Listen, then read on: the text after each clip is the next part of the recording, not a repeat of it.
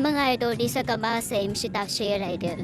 Itong masasabi ko sa iyo idol, huwag ka nang magkisaw-saw sa mga platform endorser o kaya isa ka sa rider na naninira ng kapwa. Alam mo idol kung ano magiging kakalabasan dyan sa paninira mo sa kapwa mo. Isa kang mapangsirang puri na hindi mo naman kailangan dapat gawin. Alam mo idol, ba't mo kailangan siraan ang kapwa mo?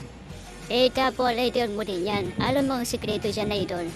Sipagan mo ang pangpabiyasi mo. Huwag kang mamili ng mamimili kasi yung mga sinisiraan mo, wala naman siyang ginawa. Tapos unang-una, hindi naman sila makakatulong sa'yo.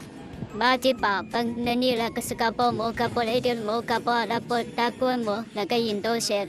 Bakit pa pag nasisiraan yung mga rider na tutulungan nyo sa pagpagawa ng motor, hindi naman di ba?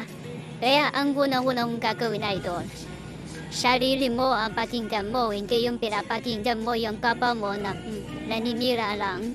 Tapos